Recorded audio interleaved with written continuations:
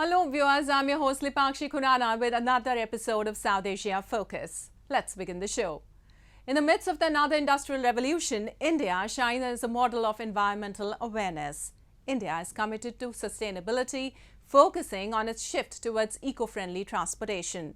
With objectives such as achieving 500 gigawatts of non-fossil energy capacity by 2030 and reducing 1 billion tons of carbon emissions, India establishes an international benchmark. The story delves into the adoption of electric vehicles, both private and public, the electrification of trains, and India's inspiring path towards a more environment-friendly tomorrow.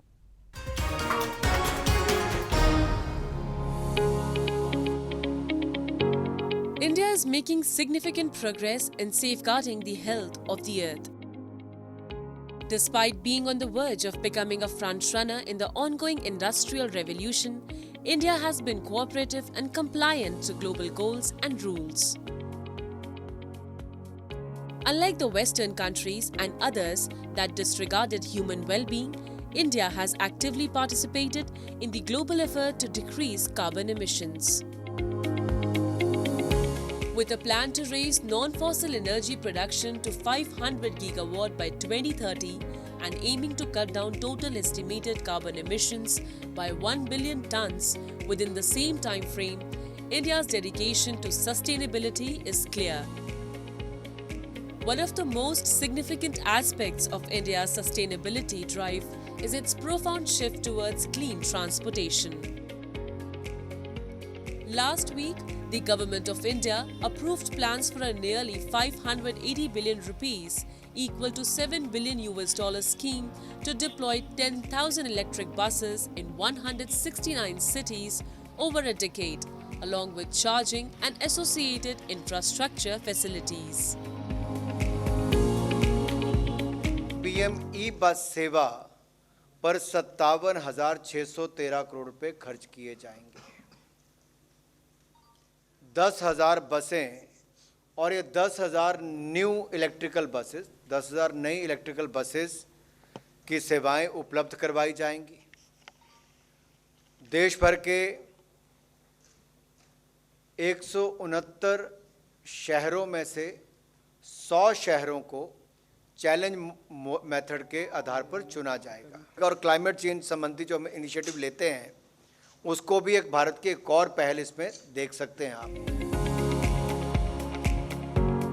The country is swiftly embracing alternative energy sources to power its transportation systems. Electric scooters and cars are becoming a common sight on the streets, and public transport is following suit by going electric. In 2022, the electric vehicle sector took the spotlight in India, making an exceptional year for the industry. A remarkable 995,319 EVs were sold across various vehicle categories, showing a significant 208% rise compared to the previous year, and an impressive 509% surge from the EV sales in 2019, which was a year before the COVID pandemic. The primary driver behind this impressive expansion was the electric two-wheeler sector. The entire scooter market, which is 6 to 7 million purchases every year, there is no reason for anybody to go for ICE scooters anymore. You have real great electric choices, and Ola is at the forefront of that choice. And we believe that consumers from today in India should not buy an ICE vehicle at all. And it is fantastic for the wallet and the pocket. While compressed natural gas has already emerged as a primary fuel source for public transport, India is now taking an even greater leap towards cleaner energy. Hydrogen-powered vehicles, once a distant dream, will soon be a reality in Indian cities. India's railway network, one of the largest in the world, is also undergoing a massive transformation. Electric trains are becoming the norm, minimizing the reliance on diesel and further reducing emissions. This shift not only contributes to the global fight against climate change, but also sets a positive example for other developing nations. The nation's ambitious targets transitioning to cleaner energy sources in transportation and embracing innovative solutions like hydrogen-powered vehicles showcase India's determination to lead the way in sustainable development. As the world watches, India's journey towards a greener future is an inspiring narrative of responsible progress.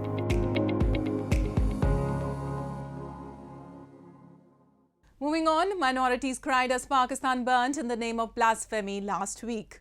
Churches were vandalized and houses were set on fire, leaving several injured and homeless. Although this is not an exclusive or first occurrence of its type, the latest attack by an increasingly emboldened radical Pakistani mob has left everyone deeply alarmed. The targeted assault on a vulnerable minority has reignited fear. And as usual, the government's response has been minimalistic, offering no real deterrence against such acts.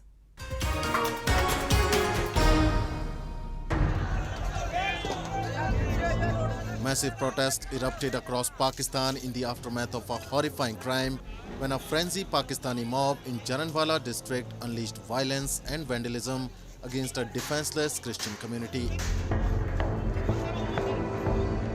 Allegations of blasphemy and desecration of the Quran by two individuals ignited a storm of anger, culminating in a night of devastation. It seemed as if the entire country was devoid of law and order as an unrestrained mob proceeded to set ablaze a total of 4 churches. Alongside this wave of violence, the homes of Christians were vandalized and left in ruins, amplifying concerns about the escalating communal strife. The minorities, who already accused the government of being discriminatory towards their rights and safety, say they have nowhere to go to and no one to look to. ਜਦੋਂ ਵੇਖਿਆ ਮੇਰਾ ਦਿਲ ਜਿਹੜਾ ਨਾ ਦੇਦਾ ਜਿੱਦਾਂ ਮੈਂ ਡਿੱਗਣ ਲੱਗਾ ਵਾਂ ਮੈਂ ਉਦੋਂ ਬਾਹਰ ਨਿਕਲ ਗਿਆ ਵੇਖ ਕੇ ਤੁਹਾਡਾ ਕੀ ਕਸੂਰ ਸੀ ਉਹਨਾਂ ਨੂੰ ਪੁੱਛਣਾ ਸੀ ਨਾ ਸਾਡਾ ਤਾਂ ਕਸੂਰ ਕੋਈ ਨਿਗਾ ਹੈਗਾ ਲੇਕਿਨ ਹੁਣ ਸਾਡੇ ਨਾਲ ਜੋ ਕੀਤਾ ਜਾਂ ਹੋਇਆ ਇਹ ਤਾਂ ਜਾਇਜ਼ਤੀ ਹੋਈ ਸਾਡੇ ਨਾਲ Law enforcement agencies, which many accused were not swift enough, said they had arrested most of those who were engaged in these attacks. The blasphemy accusations, though not new to the region, have once again exposed the fragility of Pakistan's social fabric. The mere insinuation of blasphemy has the capacity to transform simmering tensions into full-blown conflicts, as evidenced by the tragic events of the past. Critics often point out that Pakistan's response to Islamic radicals targeting minorities repeatedly has been lacking in assertiveness.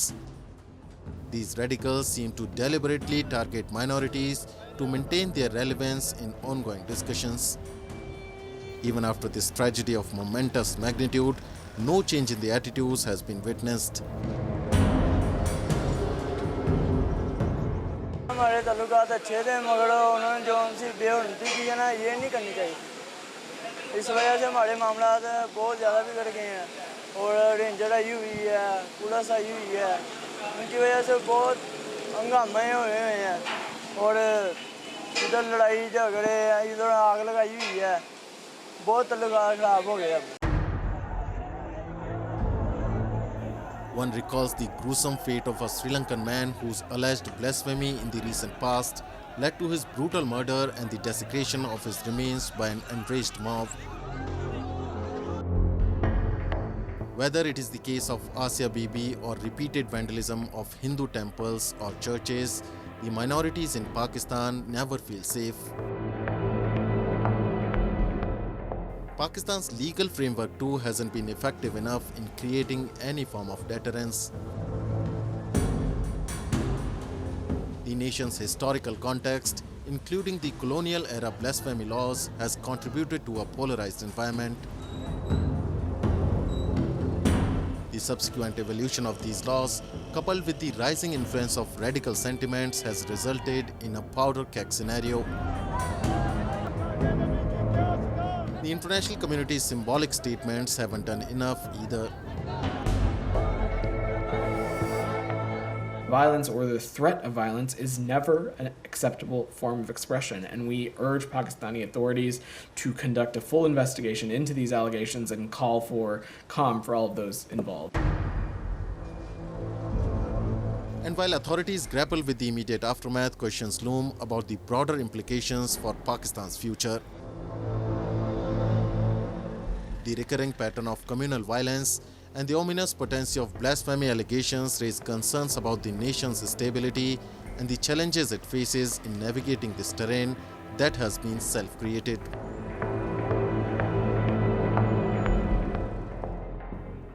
Moving on the 15th of August, the Taliban completed 2 years of present tenure of their governance in Afghanistan. Amidst jubilant displays, the core members of the Taliban government and their fervent supporters orchestrated a celebratory parade through Kabul streets.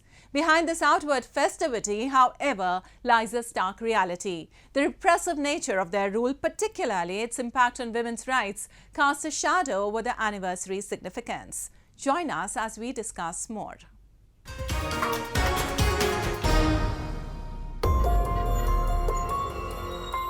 As the Taliban celebrated their 2-year rule anniversary, the streets of Kabul were awash with their supporters, carrying flags and marching in a grand parade. A mix of Taliban leaders, from those who put up resistance against the US-led NATO forces to those who joined the group recently, brandished guns and wore big smiles while passing through the streets of capital Kabul. الحمدلله افضل میشه که ما در جهاد اشتراک کردیم بسیار رضا بودم فهمید ریشم نبود که از طریق مدرسه ما رفتم در جهاد دیگه بسیار مشکلات را دیدیم بسیار اندیوالا شهید شده در این راه اسلامی بسیار شهید شدیم این روز بسیار خوشحال هستیم که امریکا از این اشغال خلاص کردیم دیگه الحمدلله بسیار زیاد خوشحال هستیم. While the Taliban touted their success, the truth was that their rule had been characterized by stringent restrictions and human rights violations, particularly against women. The most affected by the Taliban's rule have been women. Their movement was curtailed and they have been barred from pursuing education and professional aspirations. UN Global Education Envoy Gordon Brown decried the Taliban's actions as a worst form of atrocities. This is the worst example of the abuse of human rights against girls and women around the world. And if we allow this to happen and continue with impunity, then others may try to do exactly the same. And we cannot allow the message to be sent out that there is any equanimity, there is any moral equivalence about allowing girls to be denied these rights. We are determined that these girls have these rights. While expressing hope, Brown also pointed out that only a small radical faction within the Taliban was responsible for these draconian policies, while a larger section of the government advocated for granting more rights to women. I believe there's a split within the regime. I believe that there are many people in the education ministry and around the government who want to see the rights of girls restored to education. But I believe that the clerics in Kandahar have stood firmly against that and indeed continue to issue instructions, the latest being that girls cannot visit or women cannot visit public places, including cemeteries where loved ones are buried.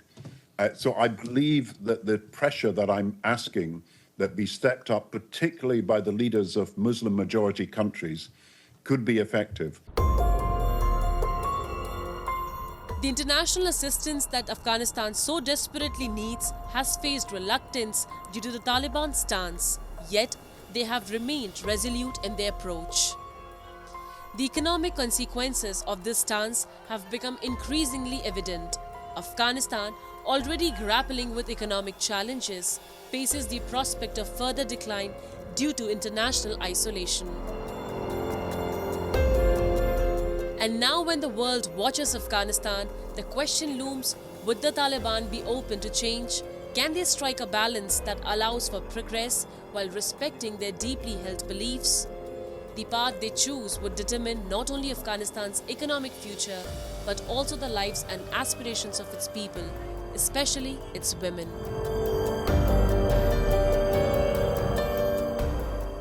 And time now for Asia This Week, the stories from across the continent.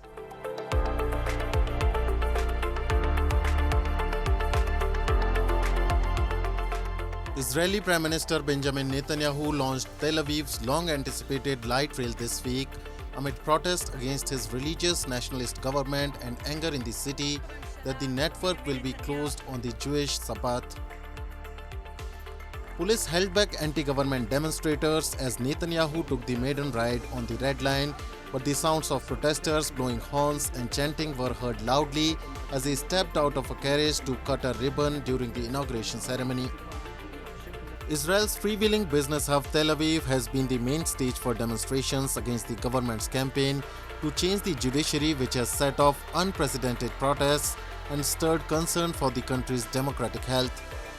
Tel Aviv's veteran mayor Ron Huldai boycotted the event even though he has waited for 23 years for a light rail to slice through the congested metropolis, which including Tel Aviv's neighboring towns is home to more than 1.2 million.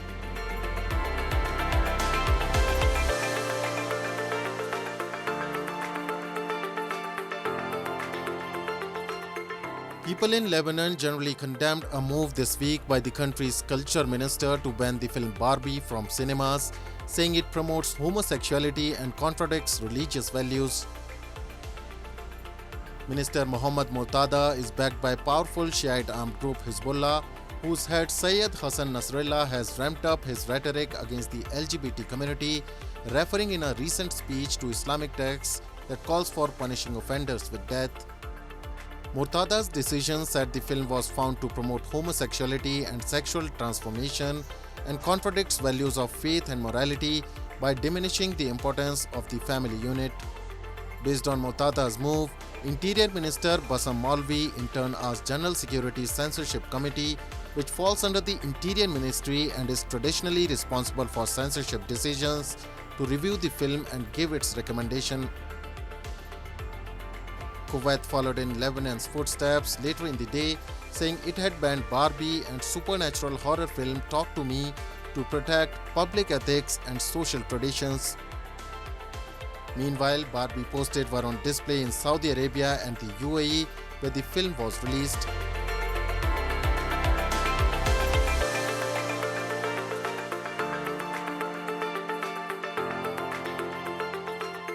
Embattled developer China Evergrande Group this week filed for bankruptcy protection in a US court as part of one of the world's biggest debt restructuring exercises, as anxiety grows over China's worsening property crisis and a weakening economy. The developer has sought protection under Chapter 15 of the US Bankruptcy Code, which shields non-US companies that are undergoing restructurings from creditors that hope to sue them or tie up assets in the United States. The filing is procedural in nature, but the world's most indebted property developer with more than 300 billion USD in liabilities has to do it as a part of restructuring process under the US law. Once China's top-selling developer, Evergrande has become the poster child of the country's unprecedented debt crisis in the property sector, which accounts for roughly a quarter of the economy after facing a liquidity crunch in mid-2021.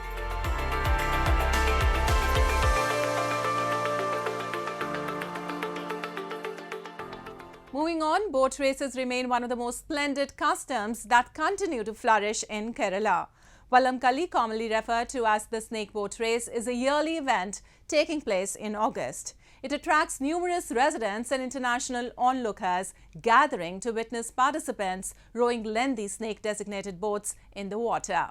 Vallamkalli encompasses various races featuring different types of paddled longboats and snake boats. Let's explore this tradition further.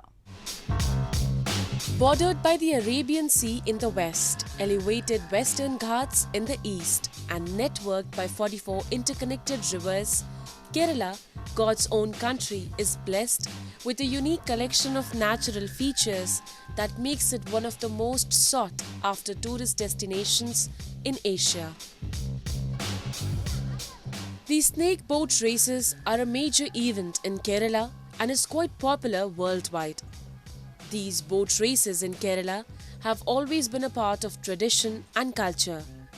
There are instances in the history of Kerala when disputes between kings and chiefs were settled by boat races. The boat races are held in the backwaters of the state, elevating the charm of the water canals. The annual event is held in August and draws thousands of locals and foreign spectators who come to see the participants rowing long snake-shaped boats in the water bodies. So many people, everybody's laughing and shouting, and the boats are incredible. Yeah, it's the same. I mean, so many people are laughing, and it's like everybody's happy and expecting, and this is a real nice for us. Yeah, this is a surprise. Onam is the biggest and most important festival in Kerala. It is a harvest festival and is celebrated with joy and enthusiasm all over the state. The festival is celebrated between the months of August and September. These snake boat races are highly awaited events, further adding to the magnificence of Onam celebrations. Vallamkalli, the other name for snake boat race, is a traditional boat race in Kerala. These snake boats, or Vallamkalli, can be up to 100 feet long walk canoes used in ancient era. Tens of thousands of people thronged India's southern Kerala state to watch these boat races. The race, now the ladies pass by, and I was like, wow, fierceful women, beautiful, and how they hit with the stick, so they push them more to do it, wow, it's beautiful, very inspiring. A long shoreline with serene beaches, tranquil stretches of emerald backwaters, lush hill stations and exotic wildlife are just a few of the wonders that await the tourists once they cross over to the other side. Kerala is one of India's most progressive states in terms of social welfare and quality of life. This place offers solitude so that one can spend uninterrupted time with their loved ones. And diverse Indian festivals are adorned with unique festivities and traditions. With that, we come to the end of this week's episode. See you next week. Goodbye and take care.